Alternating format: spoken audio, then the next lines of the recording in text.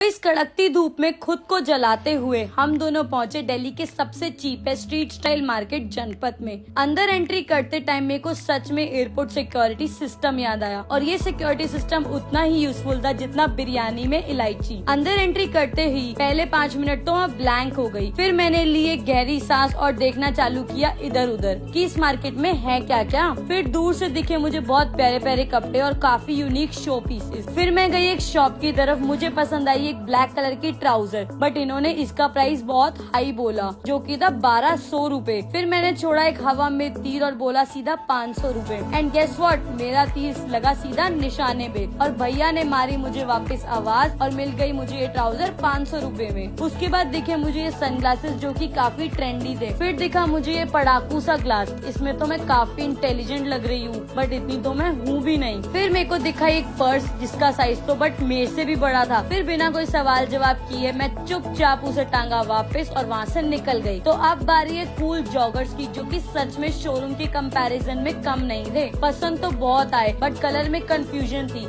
इसी बीच हुई कशिश की एंट्री एक कॉर्ड सेट के साथ, जो कि उसने लिया था सिर्फ 500 रूपए में। बट फिर आई कहानी में ट्विस्ट, भैया ने मांग ले 1500 रूपए और मैंने एज यूजुअल 600 रूपए बोले। तो फासला भैया को ये समझ नहीं आया तो उन्होंने हमें मना कर दिया और उतनी ही देर में वहाँ सारी शॉप्स हटने लगी और मच गई भगदड़। ये देखकर तो मेरे तोते ही उड़ गए। फिर भैया ने बताया कि ये कमेटी वाले हैं तो ऐसा कभी कभी हो जाता है यहाँ। फिर थोड़ी हिम्मत रखते हुए बढ़े हम आगे। थोड़ी आगे बढ़ते ही कशिश को पसंद आई कुछ जीन्स और फिर दिखाया भैया ने एक फैशन शो। तो काफी देर कुछ दिखाने के बाद पैसों के तोल मोल के बाद हमने ली 2 जीन्स, पर सच में इसका फैब्रिक काफी अच्छा था। तो उसी बीच मुझे दिखा मार्केट वापस लगना स्टार्ट हो गई है, तो फिर अब सोचा फुटवेयर्स भी ले ही लेते हैं। थोड़ी देर खुद मेहनत करने के बाद जब भैया ने पूछा मेरे पैर का साइज तो आ गई उन्हें हंसी और हंसते हंसते उन्होंने कर दिया मना। फिर थोड़ी ही देर बाद मैं वहाँ पहुँची अपनी अधूरी कहानी को पूरा करने। फिर किया मैंने ट्राउजर को ट्राई एंड उससे पहले कोई देखे मैंने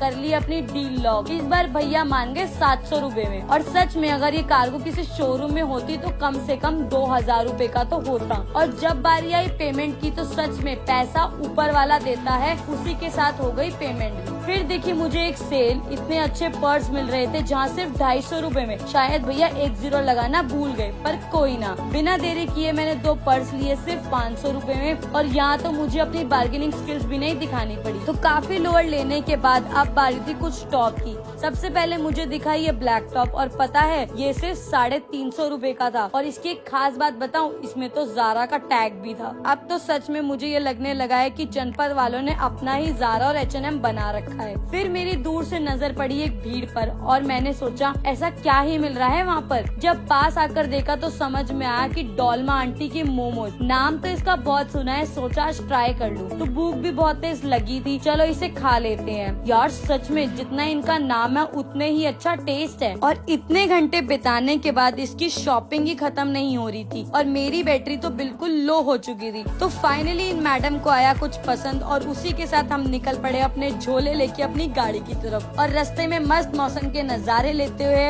हम पहुँचे अपने घर की ओर। Bye bye.